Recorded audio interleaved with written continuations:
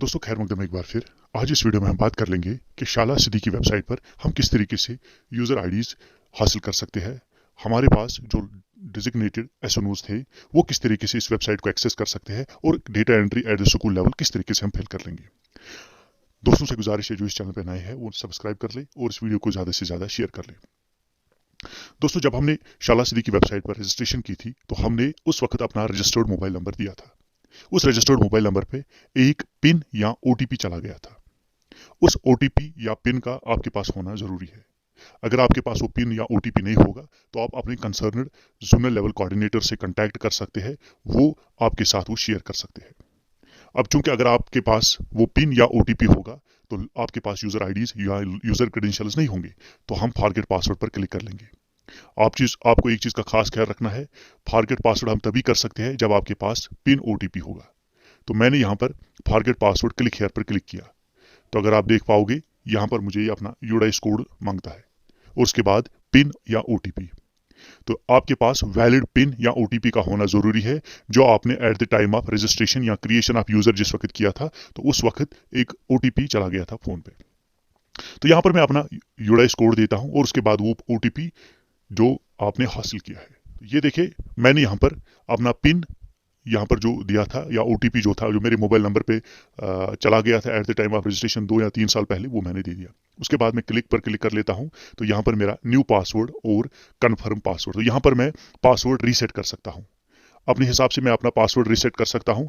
आपको एक चीज का ख्याल रखना है, आप कैपिटल लेटर रख सकते हो और एक स्पेशल लेटर इसमें यूज भी कर सकते हो। दोस्तों मैंने यहाँ पर अपना यूजर नेम नया पासवर्ड जो है वो मैंने यहाँ पर सेट किया है। उसके बाद मैं क्रिएट पर क्लिक कर लूंगा। क्रिएट पर क्लिक करने के बाद ये ऑटोमेटिकली मेरा लॉगिन हो जाता है, तो मेरे स्कूल का डैशबोर्ड ओपन हो जाता है, स्कूल इवैल्यूएशन डैशबोर्ड।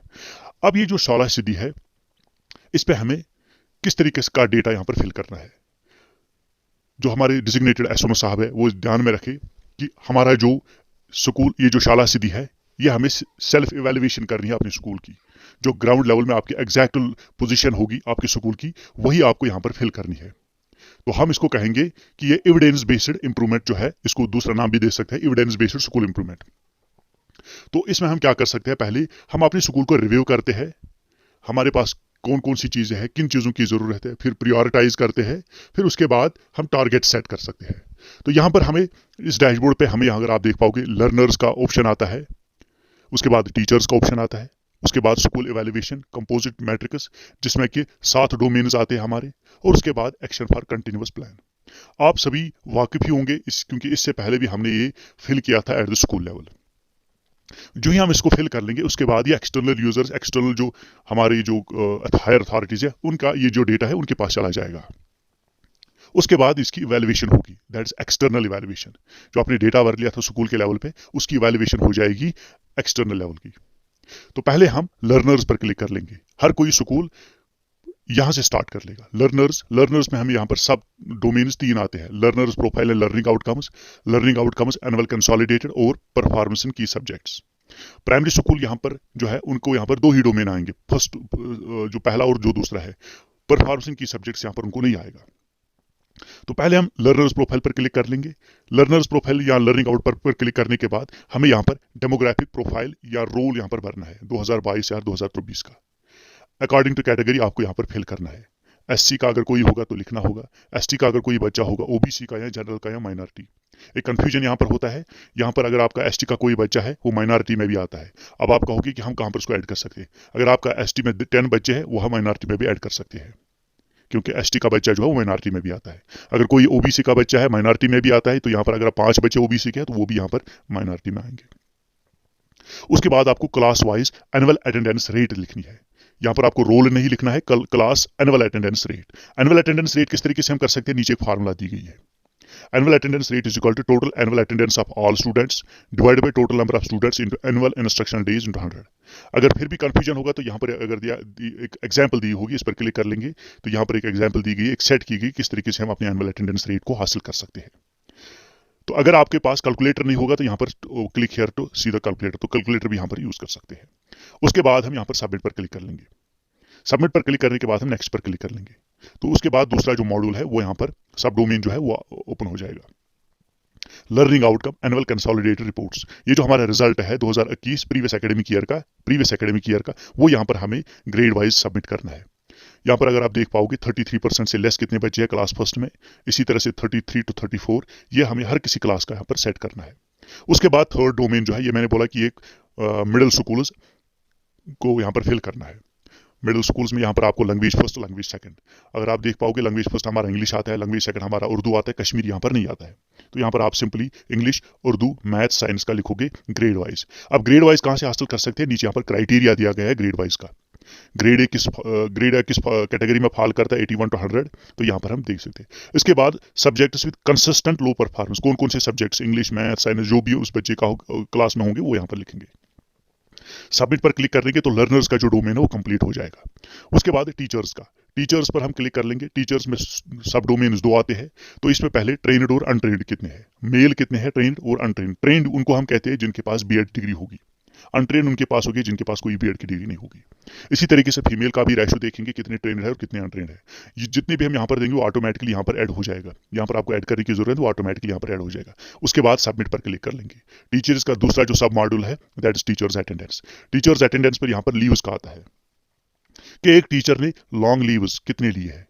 अगर आपके पास 5 टीचर है, मोर देन 1 मंथ, जिसमें मोर देन 1 मंथ में आपके आते हैं maternity leave, paternity leave, child care leave, commutation leave, तो इसी तरीके से जो आपकी लीव्स है वो यहाँ पर मोर देन 1 मंथ के आएंगे। यहाँ पर आपको नहीं लिखना है कि कितने लीव्स लिए, यहाँ पर आपको टीचर्स लिखना है। अगर 2 टीचर्स ने लिया होगा more than 1 month, maternity leave लिया होगा 2 ने, या पैटर्निटी या चाइल्ड केयर या कम्यूटेशन कोई भी लिया अगर लिया होगा, तो यहाँ पर हमें नंबर लिखना है।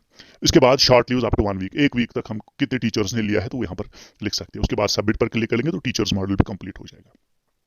अब उसके बाद जो है वो स्कूल इवैल्यूएशन का आता है, उसमें डोमेन्स आते हैं 7 डोमेन जो हमने पहले ही कहा था। तो स्कूल इवैल्यूएशन कंपोज मैट्रिक्स में हमें पहला जो डोमेन है, डोमेन फर्स्ट, उसमें 7 आते हैं, 7 डोमेन्स आते हैं। पहला जो है उसमें enabling school resources, availability, adequacy and usability. तो पहले एक चीज यहाँ पर मैं क्लियर करना चाहता हूँ, जो हमारी यहाँ पर एरियाज ऑफ इंप्रूवमेंट होना चाहिए एक जहन में रखना। उसके बाद टारगेट और प्रपोज्ड एक्शन, उसके बाद रेस्पॉन्सिबिलिटी किसकी है, टाइमलाइन हम कितना देंगे और किसका सपोर्ट चाहिए, और रिव्यू एंड मॉनिटरिंग, ये यहाँ पर आपको खास ख्याल रखना है। फिर से मैं दोहराना चाहता हूँ, areas of improvement, areas of improvement में कि आप स्कूल के किस शोबे में आप इंप्रूवमेंट देना चाहते हो, और उसका टारगेट जो है at the end of the आपका क्या टारगेट होना चाहिए, और उसके लिए आपने कौन सा एक्शन प्रपोज किया है, और इस सारी चीज में आपको किसकी रेस्पॉन्सिबिलिटी है, और कितना टाइम आप देखना चाहते हो, और किसी आपकी मदद की जरूरत है।